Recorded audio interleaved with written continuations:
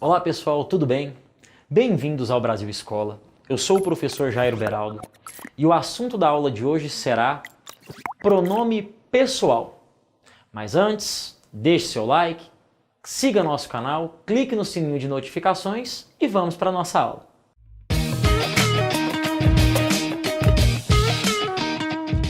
Galera, o assunto dos pronomes pessoais ele já foi abordado, mesmo que rapidamente, dentro lá do nosso vídeo sobre pronomes. Quando nós falamos especificamente dos pronomes pessoais, nós estamos falando de um subgrupo de pronomes que determinam a flexão de pessoa dentro da oração. São esses pronomes que indicam a primeira pessoa, quem fala, um eu, a segunda pessoa, quem ouve, um tu, e a terceira pessoa, o ser sobre o qual se fala, um ele. Vejam que esses três pronomes que eu citei, eu, tu e ele, são pronomes pessoais. Eles também se subdividem em pronomes pessoais do caso reto, pronomes pessoais oblíquos átonos e pronomes pessoais oblíquos tônicos.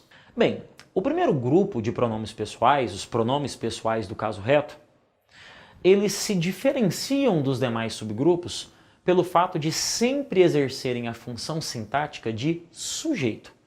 Eu só posso usar um pronome reto para a função de sujeito. Tanto é que nós usamos esses pronomes para flexionar os verbos.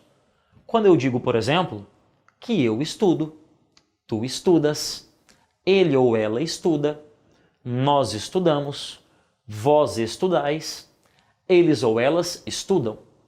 Notem que todos esses pronomes foram utilizados como sujeito do verbo estudar. Tanto é verdade que eles concordam em número e em pessoa. Primeira do singular, segunda do singular, terceira do singular. Primeira do plural, segunda do plural e terceira do plural. Os pronomes oblíquos, por sua vez, sejam eles átonos ou tônicos, eles têm a peculiaridade de exercerem funções sintáticas de complemento. Eles poderão ser objeto direto, objeto indireto, complemento nominal. Ou seja, até que se prove o contrário, um pronome oblíquo ele pode exercer qualquer função sintática, exceto a função de sujeito. Então nós vamos diferenciar retos de oblíquos pela função sintática. Reto como sujeito, oblíquo como complementos. Dentro dos pronomes oblíquos nós temos a subdivisão em oblíquos átonos e tônicos. Primeiro falaremos dos pronomes oblíquos átonos. Os pronomes oblíquos átonos, eles têm a peculiaridade de sempre aparecerem ligados ao verbo. Ou antes do verbo, que nós chamamos de próclise, ou depois do verbo, que nós chamamos de ênclise, ou no meio do verbo, que nós chamamos de mesóclise. Inclusive o nome átono tem a ver com essa ideia. Como ele é átono, ele é fraco, a sua pronúncia ela depende da presença de um verbo. São eles o me, o te, o se, o a e lhe, o nos, o vos, o se, os, as e lhes. Então, por exemplo, quando eu digo que todos nos encontraram, ou eu lhe entreguei os documentos, ou Pedro a ama, esse nos, esse lhe e esse a são pronomes oblíquos átonos, exercem função de complemento, todos eles são objetos dos verbos a que se ligam.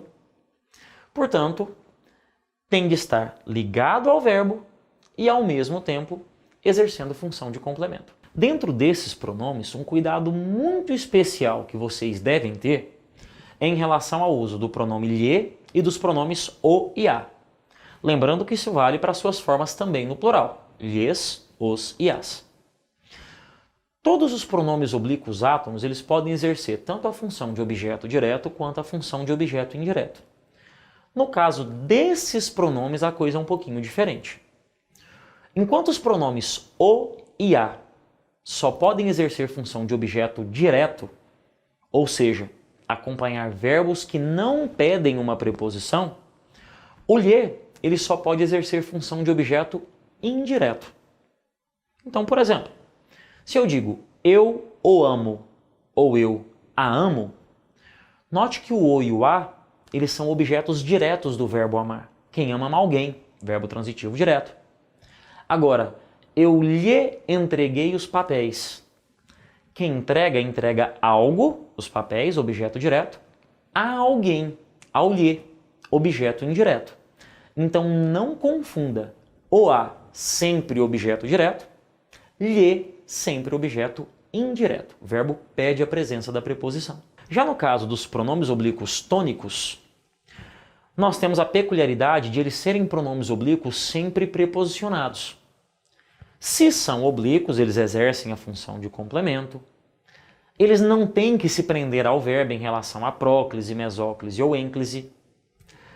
E tem a peculiaridade da preposição. São eles o mim, o ti, o si, ele, ela, nós, vós, si, eles e elas.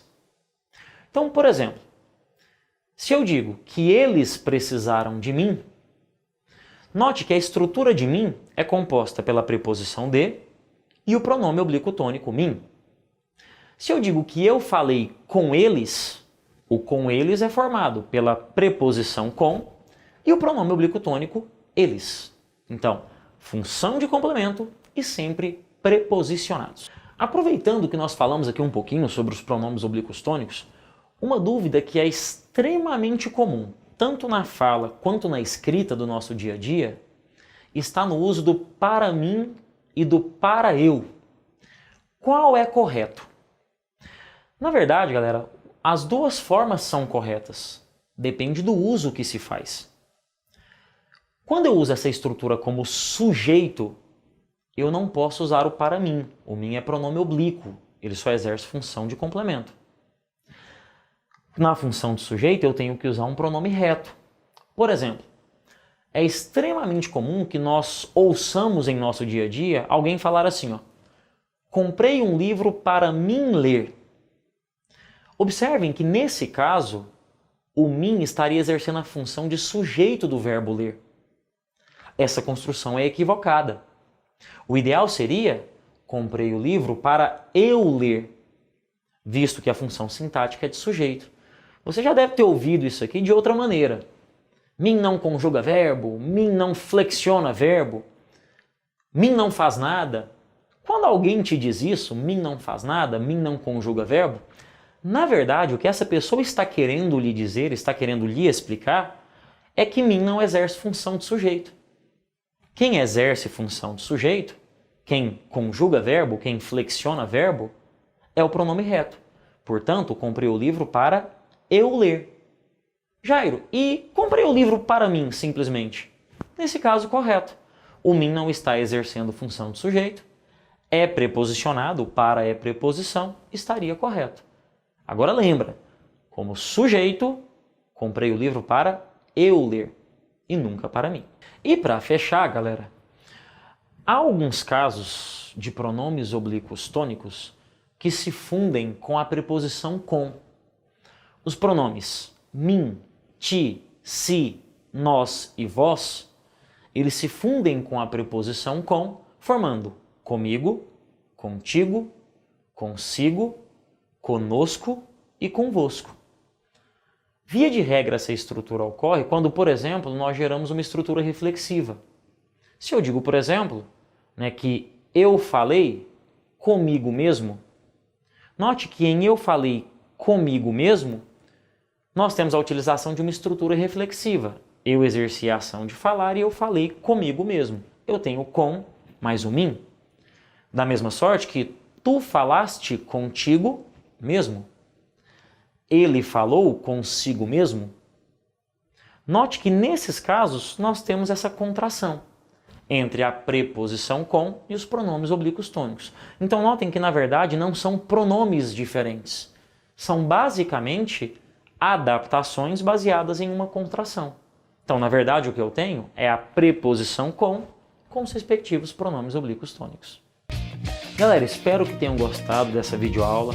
Se sim, compartilhe com seus amigos, deixe seu comentário, dê uma olhada nos links da descrição e não deixe de nos seguir em nossas redes sociais. No mais, um abraço e até a próxima!